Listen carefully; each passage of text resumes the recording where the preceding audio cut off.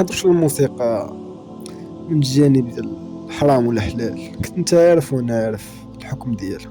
نهضرو من الجانب ديال العلم وكيفاش كتأثر على الجسد ديالنا، واش هي الحل اللي غيخليك تزيد في التركيز والاسترخاء، ولا غير تخربيقه كنكذبوا على راسنا باش كنهربوا من هذا الواقع.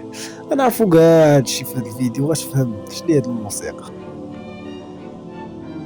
عمرك فكرتي ان الحاجه اللي كترتاح ليها كل نهار تقدر تكون في بعض اللحظات كتضرك كتار ما كتنفعك؟ موسيقى هذا الرفيق اللي كترافقنا في كل بلاصه، في الطريق، في الخدمه، في الحزن وفي الفرح. ماشي ديما بريئه كما كتبان لينا، غالبا كنسمعو انها كتعاون على الاسترخاء، كتخفف التوتر وكتحسن المزاج. ولكن واش هاد الشيء صحيح؟ هو صحيح، ولكن غير في حدود معينة. حيث إلا خرجنا الموسيقى من دور الرفيق ولات ملجأ دائم، هنا فين كتبدا المشكلة. كاين واحد النوع ديال الإدمان قليل اللي كيهضر عليه، هو الإدمان على الصوت.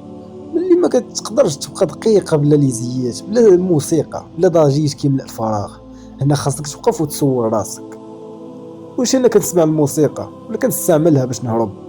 الدماغ ديال الانسان بطبيعته كيقلب على الراحه، والموسيقى كتقدمها ليه على طبق من فضه، كتبدل الحاله النفسيه بلا مجهود. ولكن مع الوقت كيولي هذا الحل هو الوحيد اللي كتعتمد عليه. كتبدا تفقد القدره على انك تواجه الصمت او حتى الافكار. الصمت كيولي مزعج، التفكير كيولي ثقيل، والموسيقى كتولي بحال المخدر الخفيف، كيهربك ولكن ما كيحلش حتى مشكله. فخ المشاعر شنو هو عاوتاني؟ ملي كتولي الموسيقى كتغذي الحزن، بزاف ديال الناس كيلجؤوا للموسيقى الحزينه باش يفرغوا المشاعر ديالهم، وهذا الشيء طبيعي. ولكن الخطوره كتبان ملي كتولي هاد الاغاني هي الاختيار الاول في كل مره. الدماغ عنده خاصيه خطيره، كيعتاد. الا تعودتي تربط الاحساس بالحزن مع نوع معين ديال الموسيقى، غادي يبقى يقلب عليها، وغادي يولي الحزن ماشي غير احساس عابر، ولكن حاله كترجع ليها بالاراده ديالك.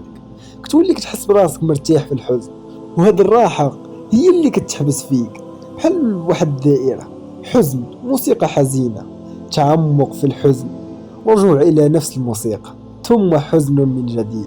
وفين غتوصل؟ الوضع اللي فيه الحزن ولا جزء من هويتك.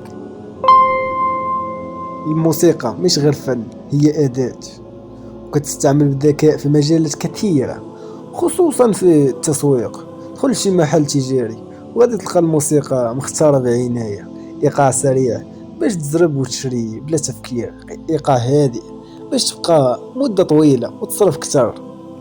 حتى في الإعلانات الموسيقى كتلعب على العاطفة ديالك، كتخليك تحس ومن بعد كتخليك تقرر. والمشكلة أنك كتظن أن القرار ديالك راه حر، ولكن في الحقيقة كان متأثر بإحساس ثم صنع في ذاك اللحظة. في زمن اليوم سهل بزاف تهرب، غير دير الليزيات وقطع الاتصال مع العالم. ولكن شكون قال أن الهروب هو الحل؟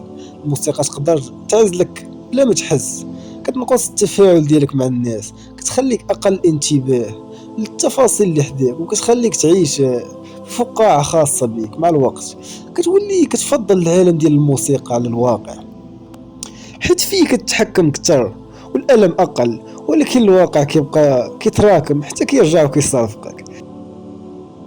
كاين واحد الاعتقاد شائع أن الموسيقى كتعاون على التركيز، ولكن الحقيقة ماشي مطلقة.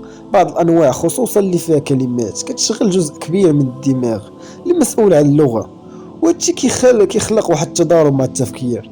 كتبان لك الخدمة ولكن الانتاجية كتكون اقل، وكتولي كتحتاج الموسيقى باش تخدم، ولا ما كانتش ما كتقدرش تركز. وهنا رجعنا لنفس الفكرة: الاعتياد. اخطر ضرر هو انك تبدا تفقد المشاعر مع راسك. الموسيقى كتعطيك مشاعر جاهزة: حزن، فرح، حنين. ولكن فين هي المشاعر الحقيقية؟ فين هو الصوت الداخلي ديالك؟ الا كنتي دائما كتعمر الفراغ بالموسيقى، عمرك غادي تسمع راسك مزيان. والانسان اللي ما كيسمعش راسو كيضيع بسهوله. الموسيقى ماشي عدو، ولكن قنبله، هي اداه قويه بزاف. تقدر ترفعك وتقدر تغرقك. الخطورة ماشي فيها ولكن في العلاقة ديالك معها، إلا ولات وسيلة للهروب ولا تعوض المشاعر ولا حاجة ما تقدرش تعيش بلا بيها، راه خاصك توقف وتراجع. حيت في بعض الأحيان أخطر الصوت ماشي اللي كتسمع ولكن اللي كيخليك ما تسمعش راسك. الذكاء هو تعرف شنو كتسمع وفوقاش تسمع، تخليش الموسيقى تولي هي اللي كتحكم في المزاج ديالك.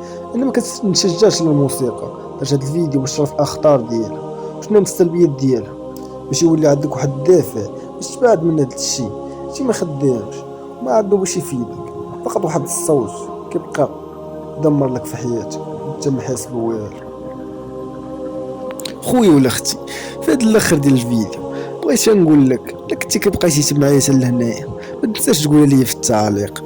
كنت غادي نفرح الا لقيت شي واحد تفرج في الفيديو كامل، كنت درت واحد المجهود وبغيت شي واحد يشوف ويعجبو هذا المجهود اللي درت، ولا بان لك شي حاجه خايبه درتها ولا ما شي حاجه سلبيه وما عجبتكش، ما تنساش تقول لي في التعليق. كنت هذا الشير ديالو على قبلك انت ولا انتي، لهذا ما تبخلش علينا بديك اللايك وكاع الاشتراك اللي كنتي تقدر دير، وتهلاو في الفيديو الجاي ان شاء الله.